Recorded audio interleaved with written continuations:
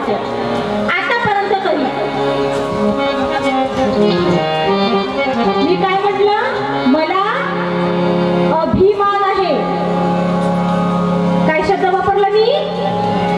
अभिमान आहे. मला गर्व आहे म्हटलं ना. गर्वामध्ये आणि अभिमानामध्ये जमीन आसमानचा फरक आहे.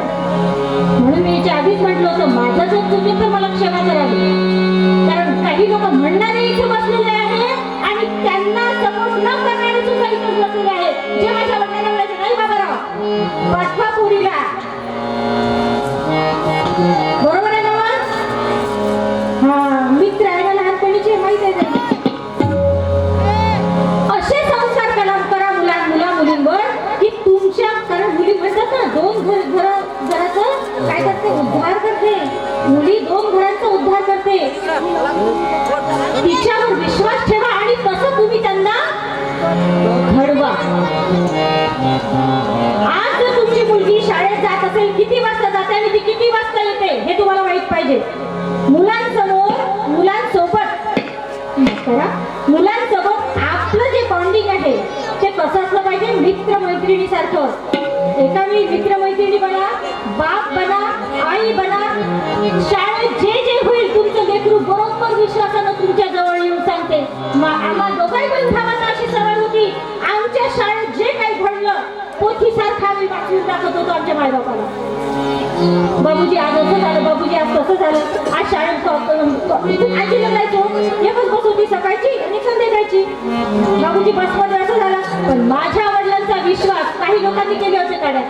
ते पोरगी जाते ना, बाकीचे पोरं टॉन्ट मारते ना, मारू दे ना, मायाला लागते ना. कमळ कुठे आहे? कमळ कुठे? अरे बोला बाबा, झोपले दलदल मध्ये, खिचड्यामध्ये कमळ उगवते ना. मग तुम्ही त्या कमळात हात घालता का अलगद कमळ उचलता? कमळ उचलता. मग तेवढंच समजते आपल्याला. मग कशाला फालतूच्या गोष्टीत आपण लक्ष द्यायचं? मला माझ्या वडिलांनी, मी आताच्या नवीन मुलींना पण सांगते, त्या सगळे आई लोक बसलेले आहेत, त्यांना पण सांगते, जर मला माझं काम पूर्ण करायचं आहे तर मी इकडचा आणि तिकडचा विचार करणार नाही. मला कोण काय म्हणतं, कोण मानवाला नावं ठेवतं, त्याच्याशी मला काही लेंदे. मला माझं मन सांगतं हे बरोबर आहे आणि हे तू कर. कारण आपल्याला 2 मन आहेत, एक बाहेरचं मन आणि एक अंतर्मन. आणि जे तुमचं अंतर्मन बोलेल तेच करायचं. कारण अंतर्मन जास्त वेळ उत्तर देत नाही बरं. एकदा किंवा खूप झालं 2दा. पण बाहेरचं मन मोठं, आताच म्हटलं ना चंचल. बाहेरच्या मनाचं कधी ऐकायचं नाही, अंतर्मनाचं ऐका. तुम्हाला जर वाटत असेल ही गोष्ट मला करायची आहे, करू की नको, 2 मिनिटं फक्त शांत बसा, विचार करा आणि मगच निर्णय घ्या. कुठल्याही गोष्टीचा असो, मी कोण एवढी करणार नाही, कुठल्याही गोष्टीचा निर्णय असो तो पहिले शांत बसा. कारण आपण सकाळी ते ध्यान प्रार्थना सगळं होते ना. किती लोक बोला ना, हे काय घेतलं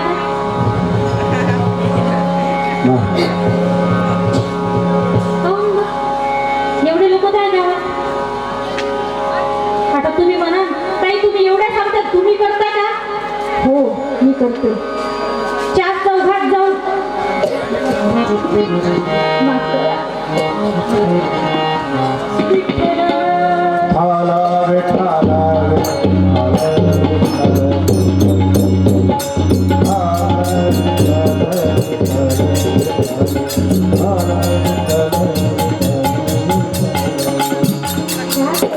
भक्ती केली पाहिजे असं नाही, एकांतामध्ये सुद्धा भक्ती होते. आज मी शाळेत एका शाळेमध्ये शिक्षिका आहे, संगीत शिकवते आणि संस्कृत सुद्धा शिकवते. मुलांना फक्त गाणे शिकवत नाही, गाण्याबरोबर संस्कार देखील देते. कारण आजकाल काय झालेलं आहे, हा संस्काराची खूप कमी आहे. हे तुम्हालाही जाणवत असेल. कारण आता आपण नुसते गावात राहत नाही, आपण बाहेरची पण दुनिया बघतो ना. आधीपेक्षा आताची दुनिया खूप वेगळी आहे. मी माझं लेकरू माझा विश्वची माझी घर नाही. आता कुठं विश्वची म्हणजे घर, मी माय लेकरू माय नवरा झालं माझं विश्व. बरोबर आहे. आता आवाजच नाही निघत रे बाप्पा. बोला बोला बोला. आहे का विश्व काय आहे? आता हे असंच आहे. विभक्त की संयुक्त कुटुंब. विभक्त मोठी बेकार दशा आहे भारताची आता. कारण आपण पाश्चात्य संस्कृतीचा अनुकरण करतोय आणि तसंच वागतोय जे आपल्याला हानिकारक आहे. ज्या मायबापांनी जन्म दिला, सुनाई काही वरून जाऊन पडल्या नाही त्याच्या घरात. काय म्हटलं मी? सुना त्याच्या घरी जाऊन पडल्या नाही, जन्म दिला. एवढंशाच एवढं केलं तेव्हा आम्ही त्याच्या, कारण मी पोरगी आहे तर सुनी आहे, तेव्हा आपण त्याच्या घरात गेलो. तुमचे जर संस्कार चांगले असतील तर तुम्ही दोन्ही घराचा उद्धार करा. जर आपल्या संस्कारामध्ये जर कमतरता असेल तर एका घराचे 4 मनुष्य राहणार. नारी निंदा मत करो, नारी रतन के खान, जिस नार से पैदा हुए राम कृष्ण हनुमान.